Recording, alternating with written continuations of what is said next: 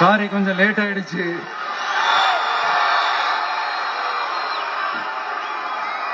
திருச்சியில காலையில பேசினப்போ அங்க ஒரு மைக் ப்ராப்ளம் இருந்தது. அதனால அங்க பேசினதுல ஒரு சில விஷயங்களை இங்க நான் திரும்ப ரிப்பீட் பண்றேன். அந்த காலத்துல போருக்கு போறதுக்கு முன்னாடி போர்ல ஜெயிக்கிறதுக்காக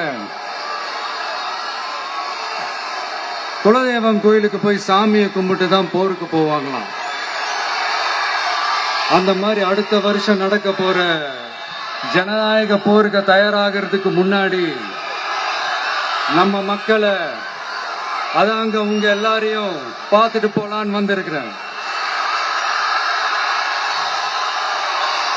இங்க என்ன பார்க்க வந்திருக்கிற என்னுடைய அம்மாக்கள், அக்கா தங்கைகள், அண்ணன் தம்பிகள், நண்பர்கள், நண்பிகள், உங்க எல்லாரையும் பார்க்கும்போது மனசுக்குள்ள ஒன்னே ஒண்ணுதான் தோணுது.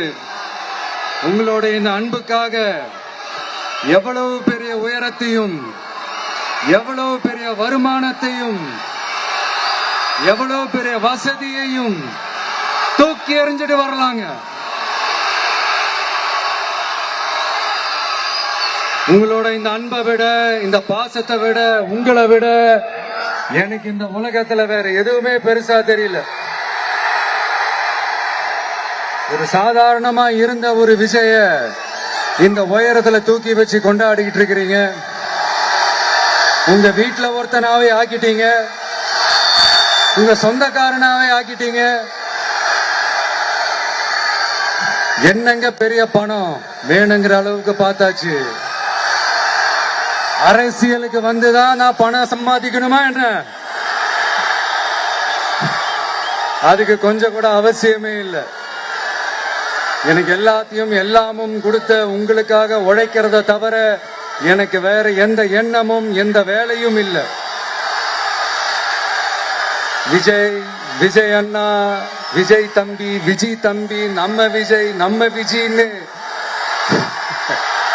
என்னடா இந்த விஜய் தனியாளா இருப்பான்னு பார்த்தா எப்ப பாரு மக்கள் கடலோட மக்கள் கடலாவே இருக்கிறானேன்ட்டு இந்த எதிரிகளுக்கு எல்லாம் தெரிஞ்சவன நம்மளை பத்தி கண்ணாபண்ணான்னு பேச ஆரம்பிச்சிருக்கிறாங்க.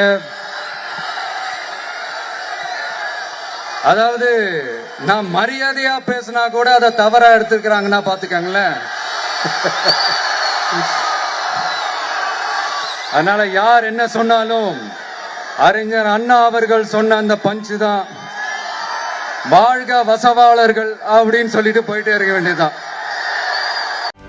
செய்திகளை உடனுக்குடனும் துல்லியமாகவும் தெரிந்து கொள்ள சப்ஸ்கிரைப் பண்ணுங்க.